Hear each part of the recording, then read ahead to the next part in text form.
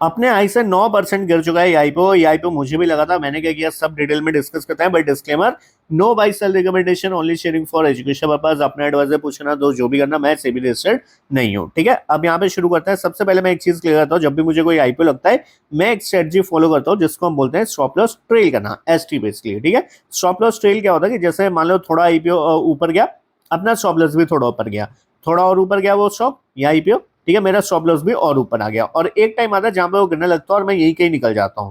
तो ऐसा ही कुछ केस इसमें यहां जैसे हुआ। ठीक है, 267 के आसपास मैं अपना यहाँ पे एग्जिट ले चुका था। मैंने देखा था इसको 274 जाते हुए देखा, बट 274 के बाद जब ये नीचे गिरने लगा, मेरा स्टॉप लॉस ट्रेलिंग जैसे मैंने आपको बताया वो लेवल हिट हुआ, और 267 में मैं यहाँ पे निकल गया। फिर से बोल देते भैया मैं कोई आपको बाई सेल रिकमेंडेशन नहीं दे रहा हूँ, मैंने बोल रहा हूँ आप जाके बेच बूझ के आओ या खरीदो। ठीक है, अपने एडवाइजर पूछ करना जो भी करना।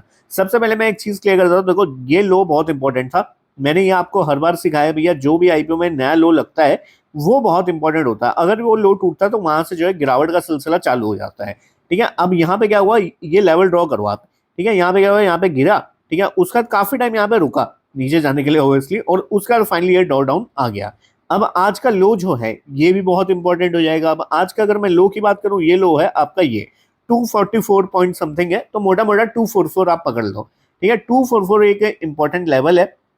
244 के नीचे जैसे ये शेयर जाएगा ये और कमजोर हो जाएगा। ठीक है, तो हमारे लिए इंपॉर्टेंट लेवल जो होगा वो साइकोलॉजिकल लेवल होगा 240।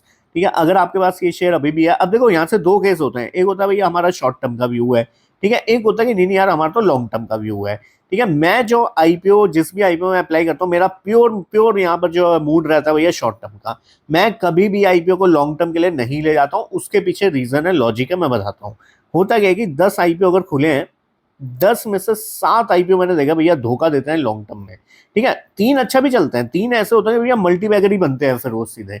अब वो 3 कौन से होंगे मुझे नहीं पता ना भाई, मेरी प्रोबेबिलिटी जीतने की कहाँ पे है, इधर पे मेरी प्रोबेबिलिटी ज्यादा है। तो मैं भैया अपना मस्त लिस्टिंग गेन लेता हूँ और निकल जाता हूँ। मैं अगर अपना बताऊं, मेरे को नाइका का भी आईपीओ लगा था, नाइका ये 2021-22 की मैं बात कर रहा हूँ। ठीक है, अब देख लो वो वहां से आईपीओ प्राइस से कहाँ था। ठीक है, तो करनी पड़ती हैं सब चीजें। ठीक है, तो ऐसे मैं यहाँ पे ललित और जल्दी इसलिए एग्जिट ले गया। फंडामेंटली कंपनी अच्छी है, मैं इस चीज को क्लियर कर देता हूँ। वैल्यूएशन वाइज थोड़े से महंगे थे, मुझे लग रहे थे कि भैया 30% थोड़ा सा ज्यादा ऊपर खुल गया है। ये कहीं ना कहीं मेरे जो दिमाग में था लेवल, मेरे दिमाग में था 20 से 25% ये खुलना चाहिए था। ठीक है, बट बहुत ही अच्छा यहाँ पे रिटर्न भैया सीधा 33, 34, 35% तक चला गया था ऊपर। तो कहीं ना कहीं ओवर वैल्यूड ये हो चुका था। ठीक है, वही यहाँ पे वैल्यूएशन करेक्शन अब चल रहा है। ठीक है, अब यहाँ पे आगे क्या हो सकता है, 6 महीने में, 8 महीने में, 10 महीने, वो अनप्रेडिक्टेबल है। ठीक है, क्योंकि पहले का चार्ट नहीं है। अगर पहले का चार्ट होता तो एक कहीं ना कहीं फिर भी एक व्यू बना सकते थे। इसलिए नए आईपीओ में मैं जनरली भैया कोई प्लानिंग नहीं रखता हूँ। मेरा प्योर प्योर मूड होता है भैया शॉर्ट टर्म में पैसा बनना है तो मैं निकल जाऊंगा।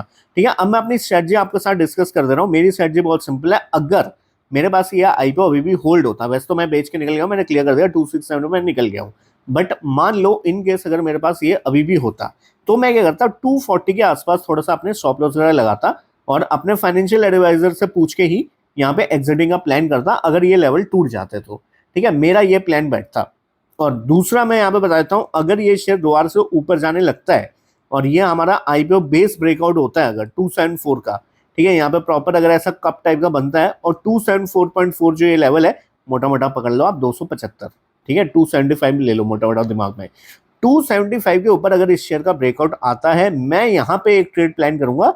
ठीक है, यहाँ पे 3 घंटे के टाइम फ्रेम पे अगर 275 का ब्रेकआउट आ गया, यहाँ पे एक बहुत अच्छी ब्रेकआउट ट्रेड्स की अपॉर्चुनिटी बनेंगी। बट जब तक ये शेयर अब इस लेवल के ऊपर नहीं जाता, तब तक मैं इस शेयर से दूर रहूंगा, चाहे नीचे कितना भी जाए, आई डो नॉट केयर। ठीक है, या फिर यहीं से रिवर्स हो जाए, आई डो नॉट केयर। मुझे चाहिए भैया प्रॉपर ब्रेकआउट 3 घंटे का टाइम फ्रेम पे 275 के ऊपर, तभी मैं इसमें काम करूंगा, वरना मैं इस शेयर से अभी के लिए दूरी बना रखूंगा। ठीक है, तो ये मेरा प्लान ऑफ एक्शन रहता अगर मेरे पास ये शेयर होता तो। ठीक है, नहीं है तो इसलिए मैं अब 275 के ब्रेकआउट का ही वेट करूंगा। बाकी अगेन रिपीटिंग भैया, नो बाय सेल रिकमेंडेशन। आप इसमें क्या करने वाले हैं कमेंट सेक्शन में जरूर बताना, क्या आपका मूड लॉन्ग टर्म है, क्या आपका मूड शॉर्ट टर्म है, कमेंट्स में लिख के जाना। ठीक है, मिलते हैं अगली वीडियो में।